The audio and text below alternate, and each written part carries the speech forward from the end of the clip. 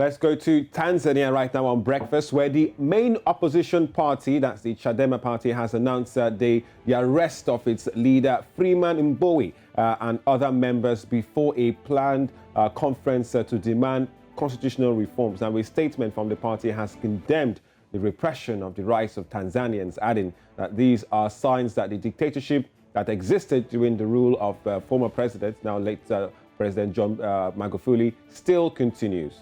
While the other Chadema members were taken to Mwanza police station, there was no information about Mbowe's whereabouts. Well, joining us this morning, let's bring in our East African correspondent, Abdul Aden. Good morning, Abdul. Now tell us, what do you know? What exactly is going on concerning the arrest of Freeman Mbowe and the other members of his Chadema party? All right, Abdul, I believe you'll have to unmute so we can get to hear you loud and clear. Sorry for that. And is the new normal. The latest developments in the last few hours in Tanzania is that there are reports the police have completed a search in the home of the opposition leader, Freeman Mbowe, and he is expected to be charged with terror-related offenses.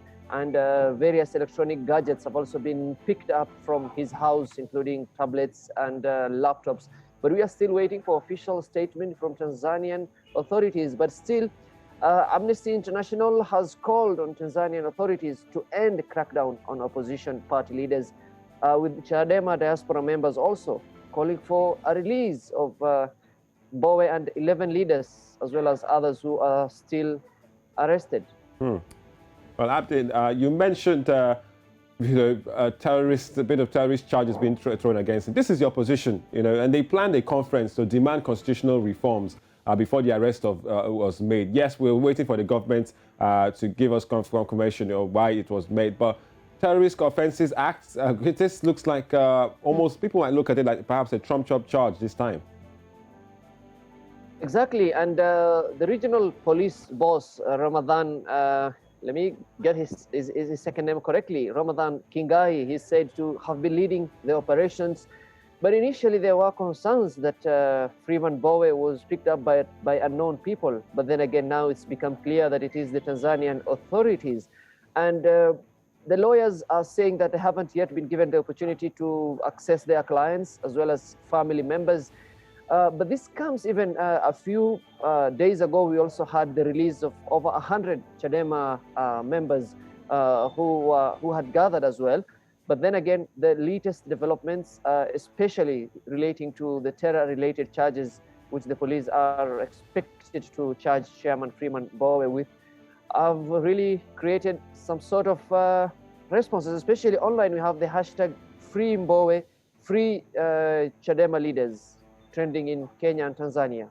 Wow. Okay, now looking at it, the President Samia Suluhu Hassan took office in March, and there were hopes that her government would even bring to an end to the dictatorship of the late Magufuli. Now, with the arrests, the opposition has called for nationwide protests.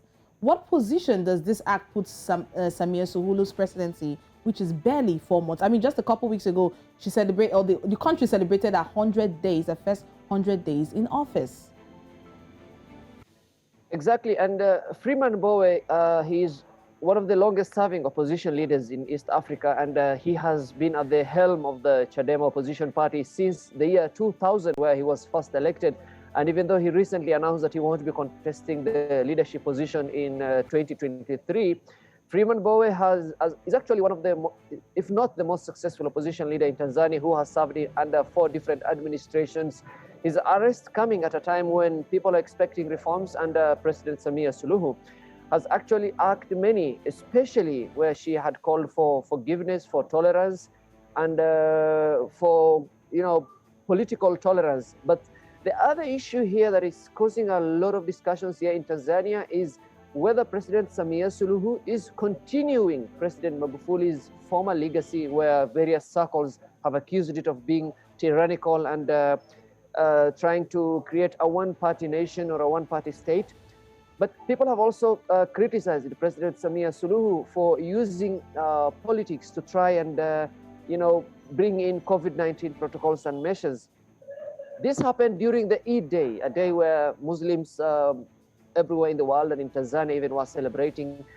And Prime Minister Kassim Majaliwa had also emphasized on peace and togetherness and oneness.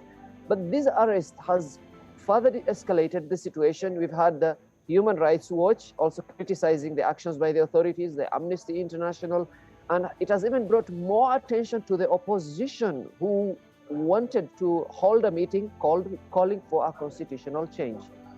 Right.